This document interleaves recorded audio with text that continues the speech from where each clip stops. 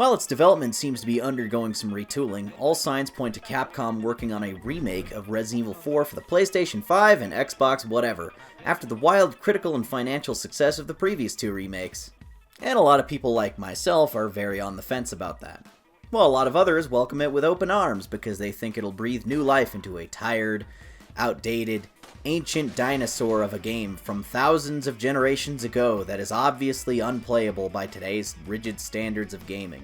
Now, obviously from the sound of my high-pitched Michael J. Fox voice, I'm still pretty young, and in my time on YouTube I've had my opinions dismissed quite a few times due to my age. Like all the people telling me I'm wrong for disliking Mortal Kombat 4 because you just had to be there, youngin', when my opinion of it was that it didn't have as much charm or imagination as the games that were even older. But I'm turning 23 soon, and I feel it's time that I've exercised my right to say, everyone saying Resident Evil 4 has aged poorly is a dumbass zoomer that needs to sit down because the adults are talking. Hearing the constant bemoaning screech of takes from people who grew up spoiled by playing Resident Evil 2 Remake, which is to say they're still children, about how mild tank controls are too hard to get used to is like the same nails on a chalkboard as someone saying, I can't watch this movie, it's in black and white. Well, Junior, that's what we had to work with at the time.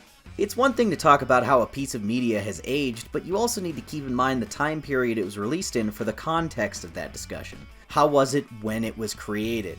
What did it have to offer in the grand scheme of things? Yes, Halloween is an incredibly generic and predictable movie by today's standards, but that's because it was so groundbreaking and new at the time that we've seen 40 years of movies ripping it off because of its originality and skillful execution at the time.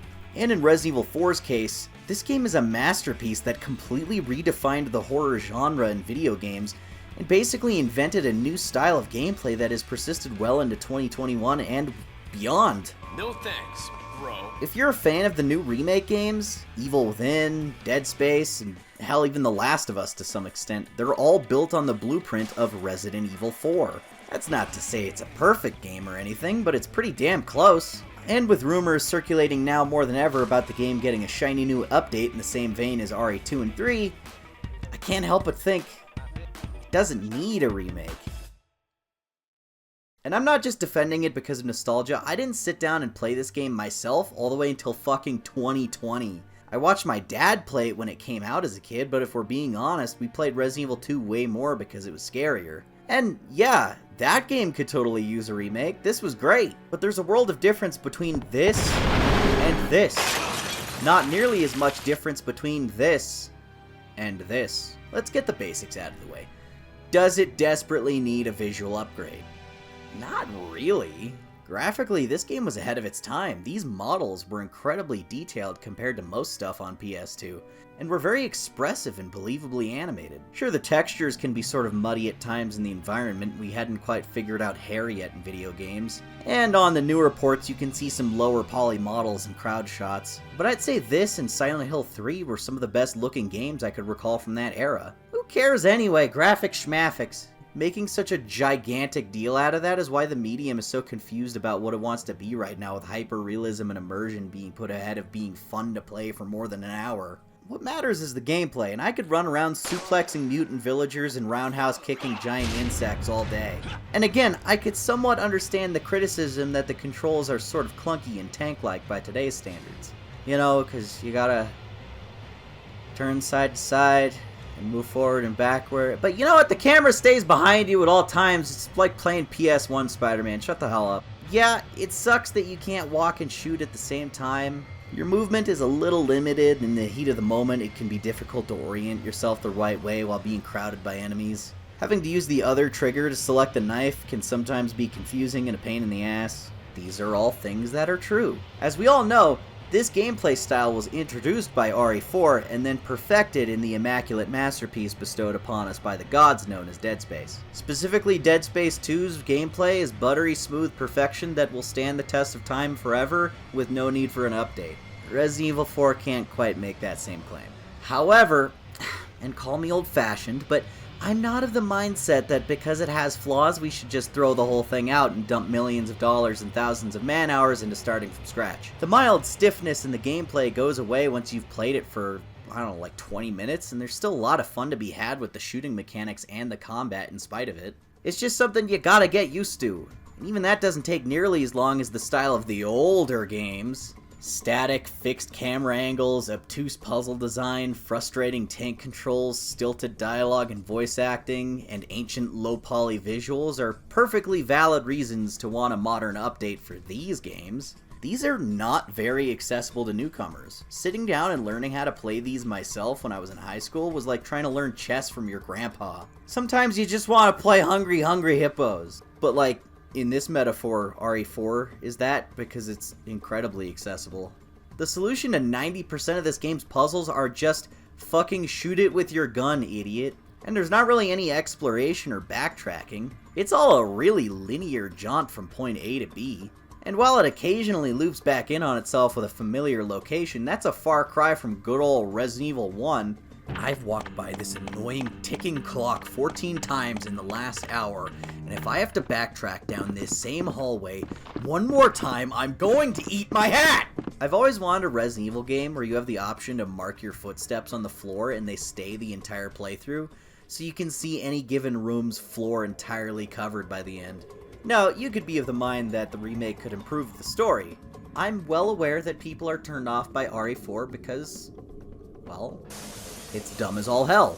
But in a fun way! Resident Evil 4's story is that your returning character, Leon Kennedy, who is now a secret agent for the US government that's been trained to be a one-man army, going to a small European village to track down the president's daughter who was mysteriously kidnapped by a radical cult of terrorists that mind control people with mutated strains of the viruses that made everyone zombies in the previous games. I once read a YouTube comment many years ago where someone described Resident Evil 4's plot, or lack thereof, as can only be summarized with the image of a zombie mutant priest's head exploding, reflected in a pair of aviator sunglasses.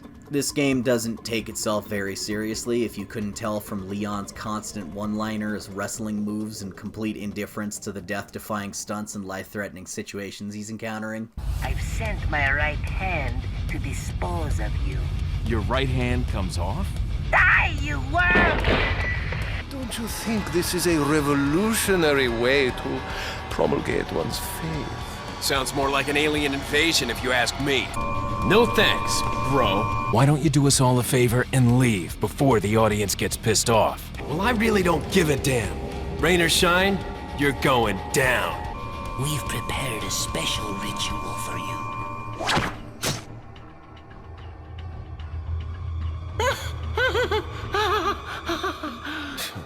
Mind-controlled mutant cultist firing a flamethrower designed to look like a giant stone dragon suspended with chains from the ceiling in a room with floating platforms above a pit of lava?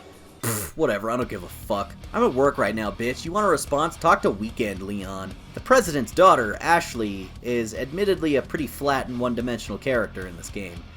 But so is everyone, because this game wasn't striving to be that deep.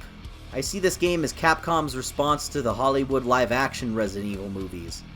Almost like they saw the slow-motion ninja kicks and silly action sequences and crazy laser hallways and said, wow, that's really dumb and not at all what the games were like. It's awesome! We can do that too! And thus Leon went from being an underdog rookie police officer to Jet Li Jason Bourne. The game's entire tone is a sarcastic send-up of American action movie cliches, from the premise of rescuing the president's daughter to the cheesy foreign villain to the tropey locations of an evil castle and a well-guarded private island with a secret base on it. The original Resident Evil already had that Hollywood action movie flavor to it for fun, but it didn't quite go as far into the territory of silliness as the fourth game did, at least not intentionally. Yo, this house is dangerous. There are terrible demons. Ouch! I can absolutely understand the standpoint of not liking the campiness of it. The original trilogy was very atmospheric and lonely and scary. Those games tried to make you feel pretty underpowered compared to the enemy force.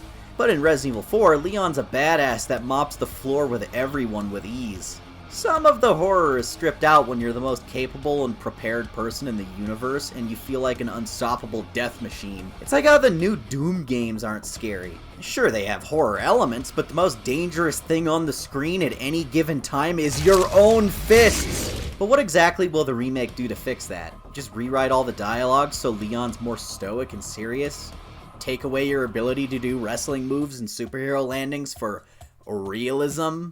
I thought the big complaint was that the gameplay was stiff and your movement was limited. You want them to solve that by taking away the combat mechanics and movement? You can't really disassociate this game from the actiony stuff because it's just so sturdily built around that. And taking away the silly villains and dialogue would detract from the charm and personality this game had over the rest of the series that played things more straight by this point. Maybe you can give Ashley more personality or make Leon seem less bored by everything around him.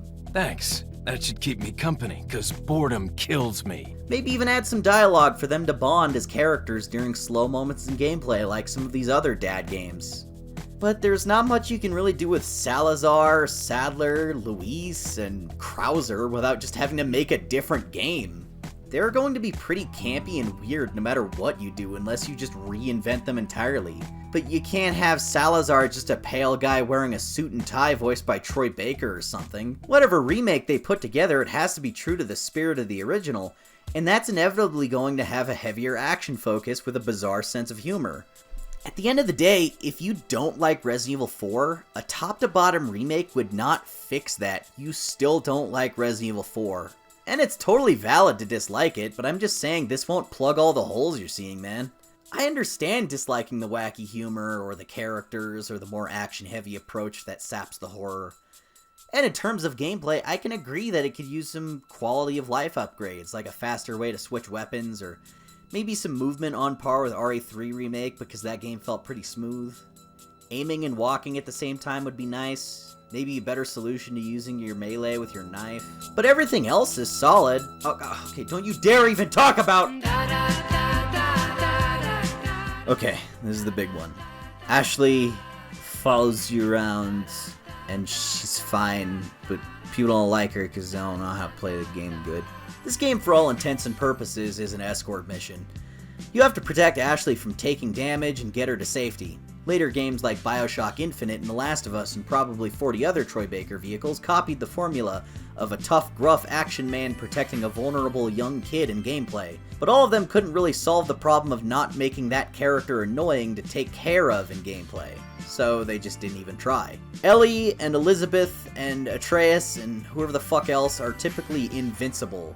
In quite a few cases, they're also invisible to enemies. All they do is stand there looking worried while you do the combat and once in a while throw you some ammo or health pickups. It's hard to make gamers feel empathy for characters in games because most of the time characters are either A, something you have to kill at all costs, or B, a means to an end and nothing more.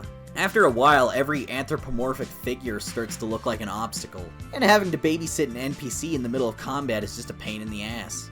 Eventually, you just want to kill them yourself because they keep taking damage. It builds resentment. You can circumvent this problem by making them impervious to all damage and helpful by giving you stuff or smashing bad guys you're not paying attention to. A lot of people hate Ashley Graham because she can be grabbed or killed. However, in this instance, I'll refer to this formal diagnosis that has always stuck with me. If you thought Ashley was that difficult to take care of, you probably just suck at the game. You walk into a combat area and there's a convenient dumpster or closet sitting there and you hit the button that says, "Bitch, dumpster." And she hides. Now she can't take damage. Enemies can't even find her. You don't even have to stay near the dumpster. You can fuck off and kill everything in your wake, then call her right back to you. But let's say you don't have a hiding spot. She can't get in your line of fire because she's always standing behind you, and even crouches out of your view so you don't see her. You have to try to shoot her. If enemies are sneaking up behind you and hitting her, then you weren't keeping track of your spatial awareness, and they would have just hit you instead if she wasn't standing there because she's like an inch behind you. She took an axe to the face for you and essentially acts as a buffer with extra health, and you're gonna be ungrateful? In my first playthrough of the game, Ashley only died once because I accidentally threw a grenade at her. That's on me! She isn't the giant drag on the fun factor of the game that people exaggerate her out to be. And I know in the remake she'll inevitably be indestructible just because they don't want to hear complaints from teenagers that skip tutorials and then whine that the game didn't teach them how to do things. What are you guys, me playing Spider-Man 3? Hey, I'm not infallible, I suck at things sometimes too, I'll own up to that. I have only one Very important question. You got a smoke? At the moment, the future of this remake is uncertain because the team working on it can't even really decide what to do with it. Half of them want to do a reimagining like these other two, where it's more or less the same general plot but all the details are scrambled. And the other half wants more of a one-to-one remake where they just make the same game again with a new engine and voice acting. Kinda like Resident Evil 1 Remake, which was fucking super cool.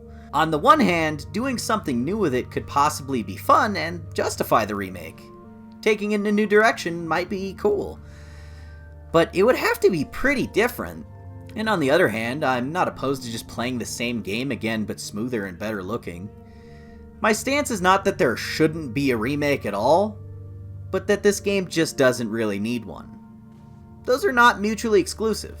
I'll definitely buy and play whatever this turns out to be because I love Resident Evil, and I have since I was 3 years old watching my dad play RE2 and print off a 100-page walkthrough in case he got stuck because the computer was in the other room and phones didn't have internet yet.